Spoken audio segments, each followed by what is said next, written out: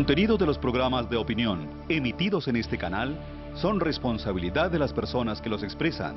Por lo tanto, no comprometen la línea editorial del canal. Teleamiga Internacional, transformando vidas.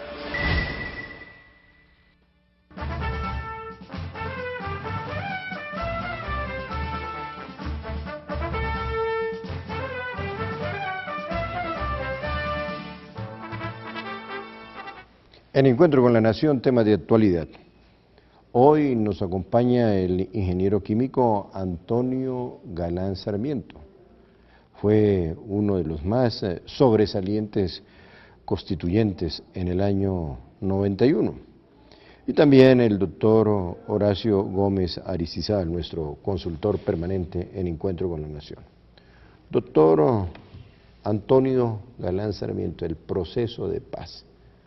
Usted le tocó vivir una situación difícil y usted sí que tiene cifras, sobre todo con respecto a los concejales, como presidente, que fue en su momento de la Federación Nacional de Concejales. En su momento que hubo pudiéramos calificarlo como un incipiente proceso de paz, ese proceso de paz dejó mucho concejal a la vera del camino, o mejor, debajo de la tierra. Pues nosotros tuvimos el honor de presidir la Federación Nacional de Consejos a partir del año 2001 hasta el 2006. 5 años estuve al frente de la presidencia de la Junta Directiva de la Federación y nos tocó vivir un hecho que lo tratamos de manejar con muy bajo perfil porque realmente la gravedad fue muy alta. Quiero recordar algunos hechos.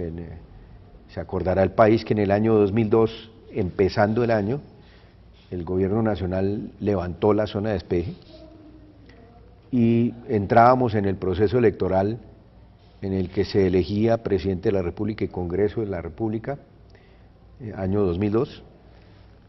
Y en ese entonces la guerrilla de las FARC, en su zona de influencia, intervino para tratar de incidir en el resultado electoral con un planteamiento que, según me comentaban los colegas concejales de la zona de influencia de las FARC, era voten por cualquiera menos por Uribe.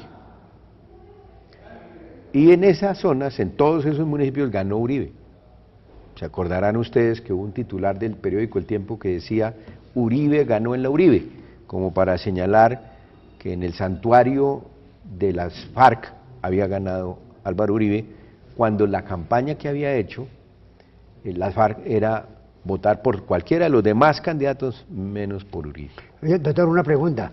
Aprovechando su presencia, que usted tiene una larga trayectoria como político y que tuvo un cargo, muchos importantes, entre otros ese que usted dice, presidente de la Federación de Consejos y Concejales del país, ¿por qué ningún gobierno y ningún congreso ha podido reformar esos organismos eminentemente políticos como son las asambleas y los consejos, en el sentido de que son, no todos, pero una buena cantidad, son focos de corrupción, empezando porque los concejales nombran a los supuestos veedores de ellos, que son al personero y al contralor, eso de una parte, y hay que ver el festín que han hecho con los presupuestos en las zonas donde hay regalías.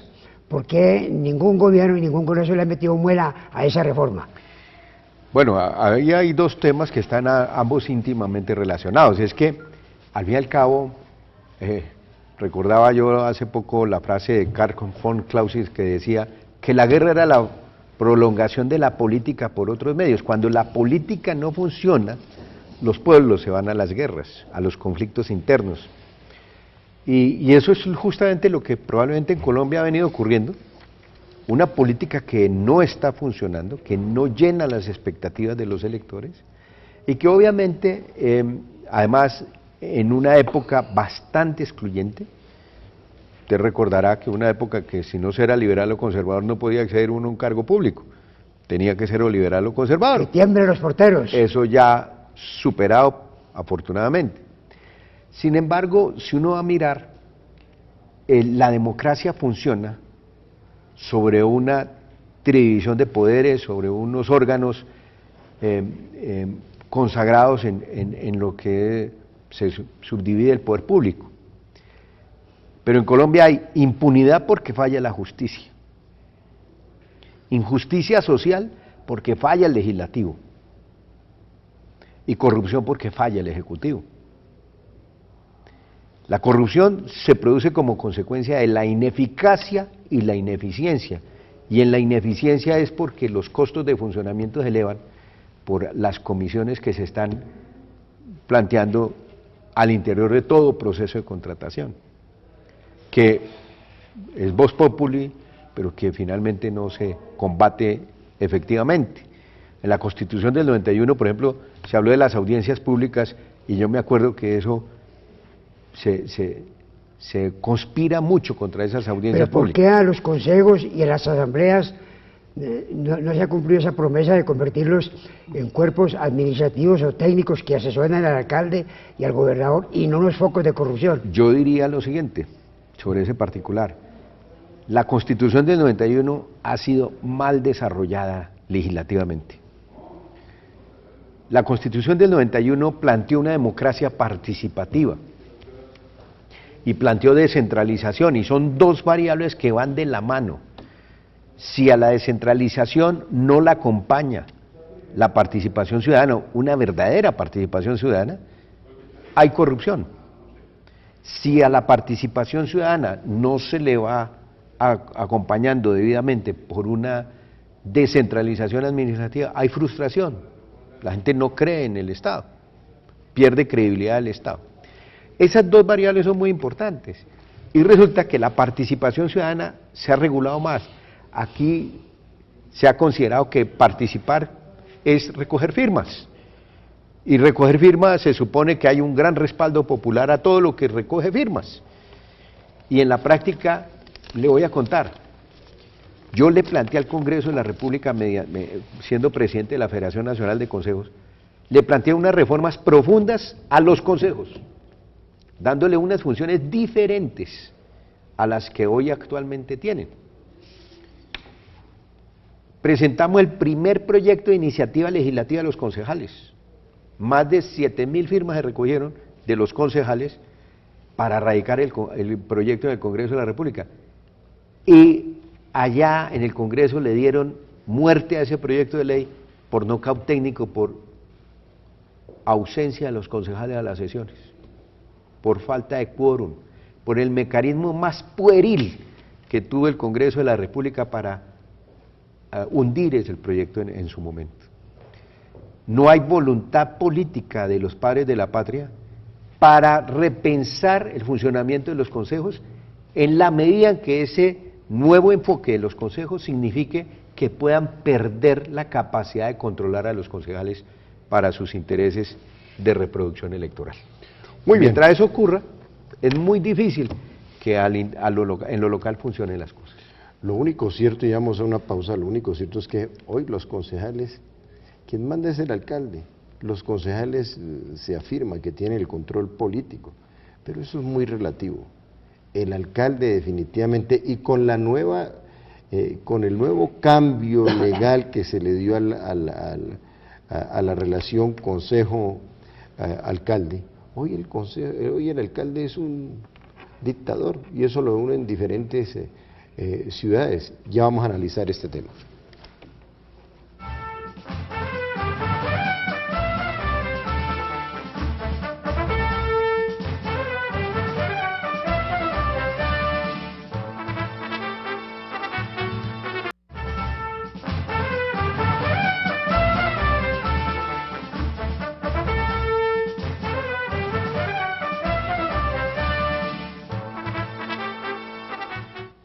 Doctor Antonio Galán Sarmiento, al principio le formé una pregunta sobre qué ha sido de aquellos concejales que hoy ya no están con vida. Sí, vale la pena recordar que en el pasado se habla mucho, y se ha hablado mucho del genocidio de la UP, pero no se ha hablado del genocidio que la FARC hizo sobre los concejales de Colombia. a raíz de esas elecciones que le comentaba del año 2002, cuando gana Uribe, las FARC entienden que fueron los políticos los que le habían ganado en su patio las elecciones y declararon objetivos de guerra a los concejales de Colombia. En el año 2002 asesinaron 175 concejales del país. En el año 2003, 176 concejales del país. En el año 2002 tuvimos en Bogotá 900 concejales, 960 concejales desplazados para ser atendidos en Bogotá por amenazas de muerte. Aquí no se tiene presente que en la localidad de Sumapaz, la localidad que se conocía como la localidad 20, durante el periodo de Álvaro Uribe Vélez no sesionó ni existió junta administradora local en esa localidad, porque las FARC no lo dejó. Y para las FARC era un triunfo político, porque era reconocer que en la capital de la República, un sector de la capital de la República, no podía funcionar políticamente. Y un sector muy grande en extensión. Y muy importante en extensión. Con muy poca población, pero muy grande territorialmente hablando.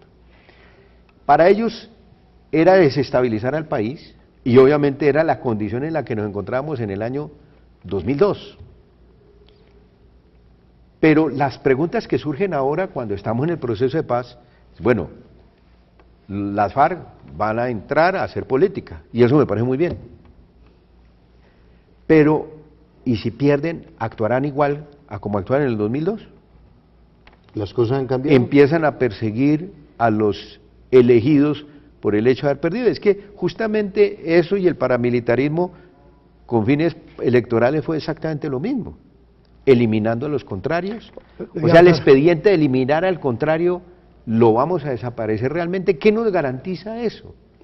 Por eso para nosotros es mucha preocupación, por lo menos en lo personal, que el tema de la dejación de armas, porque participar en un proceso electoral cuando el contrario políticamente está armado es como desigual. Bueno, ese es un tema. Y otro tema, en eso de la paz, son muchos y muy espinosos. Se habla de que en lo que se ha acordado, o se ha aceptado previamente, ha habido 34 salvedades por parte de la FARC. Entre esas salvedades ya hay 2 o 3 temas que son muy espinosos y que son complicadísimos, entre otros la famosa riqueza o el dinero que tiene en cuentas cifradas los paramilitares de los paraísos fiscales. Y preguntan, ¿y cómo se sabe? Por los cooperantes y por los delatores que hablan de una suma de 30 billones de pesos colombianos, es decir, una suma igual a la que tiene el presupuesto el Ministerio de Defensa. Y esa plata, desde luego, sería muy importante porque, si no toda, por una parte de ella, sirviera para resarcir y reparar a las víctimas, de una parte eso. De otra parte, otra gran salvedad que ha hecho la FARC es de que ellos no son victimarios, que ellos representan a un pueblo que ha sido víctima de un modelo económico injusto en que el débil está aplastado por el fuerte, por la plutocracia, por el terrateniente, por el latifundista, y que entonces no tienen por qué pedirle perdón al pueblo. ¿Qué opina sobre esos temas que llaman salvedades? Doctor Horacio, en Colombia todas las víctimas, todos los victimarios han sido primero víctimas. Y en eso podríamos estar de acuerdo con las FARC. Ellos fueron víctimas en algún momento y se volvieron victimarios, porque no pueden negar que son victimarios. Punto número 1, diría yo, hablar del asesinato de concejales, hablar de los secuestros, hablar de tantas cosas en las que ellos infringieron dolores enormes a familias enteras, pues no se puede desconocer. Yo personalmente soy partidario de la forma como se está llevando el proceso de paz, debo advertirlo, para que no se pueda llevar un malentendido en el sentido de que de pronto estamos en contra. Pero lo que sí me parece, por ejemplo, es que si hay algo que reproduce la violencia, que no detiene la violencia, es que haya impunidad total. Cuando se pacta un proceso con impunidad total, las víctimas se sienten legitimadas para hacer justicia por su propia mano. Y eso es lo que ha pasado en Colombia. Y eso está desde la Biblia, el ojo por ojo y diente por diente, la ley del talión. Y eso es lo que hay que evitar que ocurra en Colombia. Por eso el proceso de justicia transicional que se pacte tiene que ser un proceso bien diseñado para garantizar que no va a haber retaliaciones, que se acaba la cultura de la retaliación y se introduce la cultura de la reconciliación. De resto, el proceso de paz puede ser un fracaso. El ojo por ojo dejará a los seres humanos, como lo planteó Amirta Sen, ciegos. Y el diente por diente, pues, nos dejará todos muecos. Una pregunta de sana lógica y muy simplista. ¿Sí funciona la política en Colombia para estos temas que estamos planteando? Ya regresamos.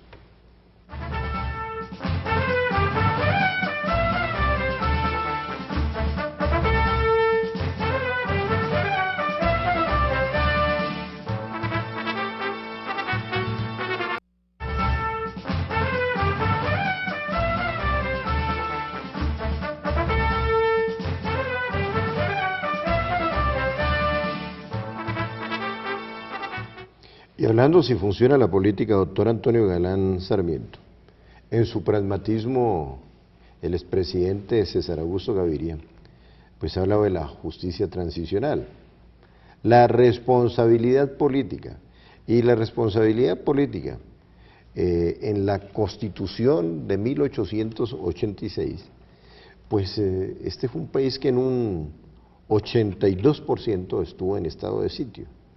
Significa que la democracia, integrada por todos y cada uno de ustedes, los que votamos, pues elegimos a un presidente que finalmente, por esa misma situación, se convertía en un dictador demócrata. Bajo ese aspecto, doctor Antonio Galán, la pregunta, ¿sí funciona la política en Colombia? Bueno, y si vamos a hablar después de la Constitución del 91, en el caso de las orientaciones de la política de defensa nacional, pues también fue totalmente civil, en la medida en que el gobierno que lo constituye el presidente y su ministro, en el caso del Ministerio de Defensa, era civil. Entonces era totalmente civil esa orientación de la política pública en materia de la seguridad nacional. Y nosotros tenemos una fuerza pública no deliberante. Y al tener una fuerza pública no deliberante y formada como no deliberante, pues obviamente se obedece a unas orientaciones políticas de acuerdo con el comandante en jefe de las Fuerzas Armadas, ¿cierto? Que es el presidente de la República. Si eso es cierto, ¿por qué hoy tenemos unos generales detenidos, como el caso del general Jesús Armando Arias Cabrales, quien obedeció a unas órdenes de su máximo jefe, Belisario Betancur, y a Belisario Betancur? Bueno, aquí tenemos a mi doctor Horacio, que es abogado, penalista además, y que me podría analizar, o nos podría compartir una reflexión sobre si el conflicto no se declara, a Colombia le obligan los derechos humanos, pero si el conflicto se declara, le obliga el derecho internacional humanitario. ¿Estamos de acuerdo? Pero mire, respecto a ese planteamiento que hace el general, que es muy importante, de por qué a Belisario Betancur no se le ha tratado con la misma severidad que a los que estaban en la jerarquía inferior a él. Cumpliendo órdenes. Sobre eso hay una explicación que da el presidente, dice que él dijo que había que mantener el orden, pero si el subalterno se excede en la supuesta ejecución de esas órdenes, responde por sus actos. Y además, lo que llaman la obediencia pasiva, que pasa en ciertas organizaciones corporativas, tiene también unos límites, que llama la orden racional, la orden ética, la orden de sentido común, que si la orden es que hay que torturar, el que está recibiendo esa orden debe abstenerse de ejecutarla porque es antiética, porque está contra su conciencia, porque está contra una serie de principios. Eso en su momento se denominaba insubordinación, no cumplimiento de una orden. Y eso también llevaba a que quien no la cumpliera, pues entonces entrara en una situación difícil. No es insubordinación. Cuando es una orden antiética, una orden ilegal, una orden que atenta contra la conciencia de uno, realmente no se está violando, no se incurre en ninguna actitud de insurgencia o de subversión o de rebeldía, sino que no la puede cumplir porque hay unos principios, unos valores morales que le impiden cumplir esa orden de torturar, de eliminar, de reclutar menores. Son órdenes que, aunque las diera un superior, el inferior no tiene por qué cumplirlas. Bueno, hay un principio, a ver, antes de la Constitución del 91, que es lo que tenemos que hablar en el caso de Belisario Betancur, que dice que las órdenes se cumplen o la milicia se acaba, y hay 3 códigos que son fundamentales en la milicia, y sobre todo en ese momento, doctor Araizo, que es que ordena como ordena y cumplía su orden, de modo que entonces eso ya sería el otro golpe del cual no se habla. Yo puedo mandar a un empleado mío que le cobre a una persona que me está debiendo un dinero, esa es la orden, pero si el tipo va y lo tortura, va y lo lesiona, le pega un bofetón, lo ofende, ya está por encima de lo que yo ordené. Lo que pasa, doctor Horacio, es que aquí la fuerza pública se formó en las escuelas del Estado para no ser deliberantes. De hecho, no son deliberantes. El Estado, pero ese término muy... permítame un momentico, pero mire, hay que armar el conjunto de las cosas. Aquí hay un monopolio de las armas y el monopolio de la fuerza que lo tiene el Estado, y ese monopolio se lo entrega al Estado para que sea la fuerza pública y la policía quienes manejen ese monopolio. Usted habla que la policía y el ejército no son fuerzas deliberantes, y eso es cierto, pero eso se refiere más que todo a la política activista, a la política proselitista. Pero un momentico, pero una orden militar, debe saber la orden de que hay que mantener el orden, y si las personas se exceden, el que da la orden no tiene la culpa. Permítame un segundo. Acuérdese que una de las razones por las cuales el M-19 fracasó en política, con todo y que tuvo un éxito electoral, pero no pudo tener una continuidad como movimiento político, fracasó como movimiento político, fue justamente porque había una línea de mando, y la línea de mando en la política no aplica. En la fuerza, en las organizaciones combatientes sí, porque es que las órdenes en la guerra no se pueden discutir. ¿Se cumple o no se cumple? No, perfecto, pero ya el tiempo se nos vino encima, tema importante, tendremos que volver a invitar aquí al doctor Antonio Galán Sarmiento para que sigamos desarrollando. Yo quiero hacer una breve reflexión para concluir por qué planteo, en los términos que lo planteo, y es que la justicia transicional para la fuerza pública debe diseñarse no acorde al ordenamiento jurídico que se había venido trabajando, porque Colombia, al entrar a negociar un acuerdo de paz, le dio reconocimiento a un conflicto que no le había querido dar por razones políticas. Y al dar el reconocimiento al conflicto, el marco jurídico internacional de la justicia penal es el marco del derecho internacional humanitario. Que prevalece. Que prevalece.